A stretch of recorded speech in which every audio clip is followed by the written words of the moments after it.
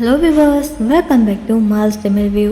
இன்றைக்கி நம்ம பேச போகிற டாபிக் ரொம்பவே டிஃப்ரெண்ட்டான டாபிக் அண்ட் எல்லாருக்குமே ரொம்ப க்யூரியஸாக இருக்கிற ஒரு டாபிக் பற்றி தான் நாம் பேச போகிறோம். அது என்னென்னா கடற்கனிகளை பற்றி. Fair skin, long hair, fish tail வச்சுக்கிட்டு இருக்கிற தண்ணீர் கீழே ஸ்விம் பண்ணுற ஒரு மித்தாலஜிக்கல் கிரியேச்சர்னு சொல்லலாம். ஆனால் இப்போ கொஷன் என்னென்னா, இந்த கடற்கனிகள் ரியல் லைஃப்பில் இருக்குதா? சயின்ஸ் இதை பற்றி என்ன சொல்லுது?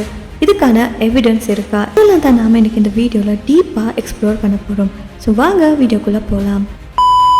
ஃபர்ஸ்ட் டைம் மிஷின் போட்டு பாஸ்ட்டுக்கு போகலாம். இந்த கடற்கன்னிகள் பற்றின கதைகள் எல்லாம் ரொம்ப வருஷத்துக்கு முன்னாடி, அதாவது 1000 வருஷத்துக்கு முன்னாடியிலேருந்தே ஸ்டார்ட் ஆகியிருக்கு. Babylonia, Greece, Africa, India, China, almost எல்லா கண்ட்ரிலையுமே இந்த கடற்கன்னி மாதிரி கிரியேச்சர்ஸை பற்றி ஒரு வேர்ஷன் கதை இருந்துக்கிட்டு தான் வந்திருக்கு.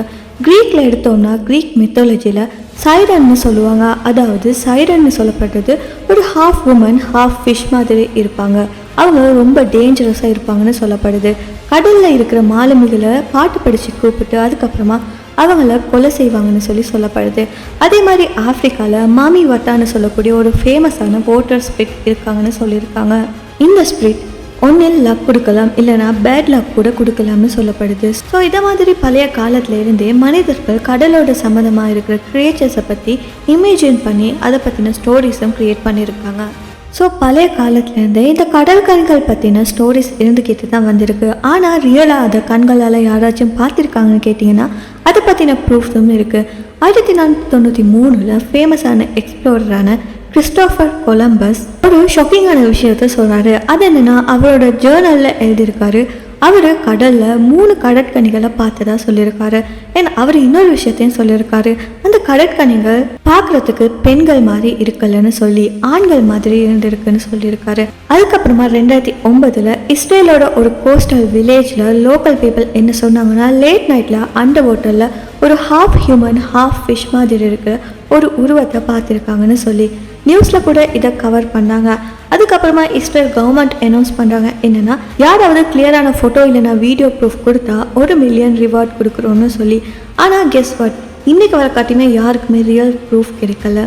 கடற்கனிகள் பற்றி இவ்வளோ பேர் பேசுகிறப்ப சயின்ஸ் சைலண்ட்டாக இருந்துச்சுன்னு நீங்கள் கேட்டிங்கன்னா இல்லை, சயின்ஸ் கூட இதை பற்றி பேசுது. ஸ்பெஷலி மெரின் பயாலஜிஸ்ட் அவங்க என்ன சொல்கிறாங்கன்னா, இந்த கடற்கன்னி மாதிரி இருக்கிற ஒரு கிரியேச்சர் இந்த ரியலான உலகத்தில் சர்வை பண்ணுறது ஆல்மோஸ்ட் இம்பாசிபிள்னு சொல்லி. Half human half fish body structure பயாலஜிக்கலாக இம்பாசிபிளே. மீன்களுக்கு தண்ணியில் ப்ரீத் பண்ணுறதுக்கான ஸ்பெஷல் பகுதிகள் இருக்குது.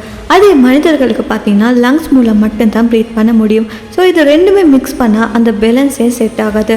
அது மட்டும் இல்லாமல் டீப் சீயில் வாழ்கிற பாடிக்கு ரொம்ப ஸ்பெஷலான சேஞ்சஸும் வேணும். அதில் இருக்கிற ப்ரெஷர், லைட் இல்லை, ஆக்சிஜன் ரொம்ப லோவாக இருக்கும். அப்படி ஒரு ஏரியாவில் ஹியூமனோட பாடி சர்வை பண்ணவே முடியாது. அது மட்டும் இல்லாமல் இந்த கடற்கனியோட பாடியில் கூட அதுக்கு செட் ஆகுற மாதிரி எந்த டிசைனுமே இல்லை. அது மட்டும் இல்லாமல் மோஸ்ட் இம்பார்ட்டண்ட்டான விஷயம் என்னென்னா, இன்றைக்கு வர காட்டியுமே யாருக்குமே கடற்கனியோட போன்ஸ், ஃபோசில்ஸ் இல்லைனா டிஎன்ஏ கூட கிடைக்கல. சப்மரீன்ஸ் எல்லாம் 1000க்கும் மேற்பட்ட டீப் சீ கிரியேச்சர்ஸை இன்றைக்கு வர காட்டியுமே டிஸ்கவர் பண்ணிக்கிட்டு தான் இருக்காங்க. ஆனால் இந்த கடற்கனிகளை டிஸ்கவர் பண்ணியிருக்காங்கன்னு கேட்டிங்கன்னா அதுக்கான ப்ரூஃப் 0. அப்போது நீங்கள் இப்போ யோசிக்கலாம், இந்த கடற்கனிகள் எல்லாம் ஜஸ்ட் இமேஜினேஷனானு சொல்லி. இதோட ஆன்சர் என்னென்னா, ஃபுல் இமேஜினேஷனும் இல்லை, ஆனால் ரியல் கூட இல்லைன்னு சொல்லலாம். சயின்ஸ் எக்ஸ்பர்ட்ஸ் என்ன சொல்கிறாங்கன்னா, பழமையான காலத்தில் கடலில் ட்ராவல் பண்ணுறவங்க நிறைய சீ அனிமல்ஸை பார்த்துருப்பாங்க. ஸோ அவங்களுக்கு என்ன நடக்குன்னா, லாங் டிஸ்டன்ஸில் பார்த்ததால அதோட ஷேப் கொஞ்சம் ஹியூமன் மாதிரி தோணலாம். அண்ட் அந்த டைமில் கேமரா இல்லை, ஜூம் லென்சஸ் இல்லை. ஸோ அவங்க அது ஒரு கடற்கனியாக நினச்சி மிஸ்டேக் பண்ணியிருக்கலான்னு சொல்லப்படுது. அது மட்டும் இல்லாமல் கடலில் நிறைய டேஸ் ட்ராவல் பண்ணுறப்ப நாம் வாட்டர் இல்லாமல் டீஹைட்ரேஷன் ஆகிறோம். அதனால் வாமிட்டிங் வரும், தனியாக இருக்கிற மாதிரி ஃபீல் ஆகும். இப்படி இருக்கிறப்ப நம்ம பிரெயின் கன்ஃபியூஸ் ஆகும், இமேஜினேஷன் ரொம்ப ஸ்ட்ராங் ஆகும். ஸோ அவங்க பார்க்குறதும் நினைக்கிறதும் மிக்ஸ் ஆகும். இது மாதிரி விஷயங்களால் தான் இந்த கடற்கனிகள் இருக்குதுன்னு சொல்லக்கூடிய இமேஜினேஷன் ஸ்டோரிஸ் வந்திருக்கலான்னு சொல்லப்படுது. ஸோ ஃபைனலி உண்மை என்னென்னா, இந்த கடல் கன்னிகள்னு சொல்லக்கூடிய கிரியேச்சர்ஸ் மனுஷனோட இமேஜினேஷனில் க்ரியேட் பண்ணப்பட்ட ஒரு மேஜிக்கல் கேரக்டர்னு தான் சொல்லலாம். கதைகள் ரொம்ப அழகாக டிஸ்கிரைப் பண்ணப்பட்டிருக்கு. ஆனால் சயின்ஸில் ஒரு ப்ராப்பரான ப்ரூஃபே இல்லை. ஆனால் இங்கே ட்விஸ்ட் என்னென்னா, இன்னுமே கடல் கடியில் 95% ஏரியா எக்ஸ்ப்ளோர் பண்ணப்படலை. ஸோ யாருக்குமே கம்ப்ளீட்டாக தெரியாது. மேபி ஒரு நாள் நாம் கடல் கனியை ரியலாக பார்க்கலாம். Who knows. அது வரைக்கும் நமக்கு வெயிட் பண்ண மட்டும்தான் முடியும். ஸோ இந்த வீடியோ உங்களுக்கு பிடிச்சிருந்தா இன்ட்ரெஸ்டிங்காக இருந்தால் மறக்காம இந்த வீடியோ லைக் பண்ணி உங்கள் ஃப்ரெண்ட்ஸ் கூட ஷேர் பண்ணுங்கள். அது மட்டும் இல்லாமல் நம்ம சேனலை சப்ஸ்கிரைப் பண்ணி பக்கத்தில் இருக்க பெல் ஐக்கானையும் கிளிக் பண்ணிக்கோங்க. இன்னும் ஒரு இன்ட்ரெஸ்டிங்கான வீடியோவில் நான் உங்களை அடுத்து சந்திக்கிறேன். Until then, stay curious, stay safe.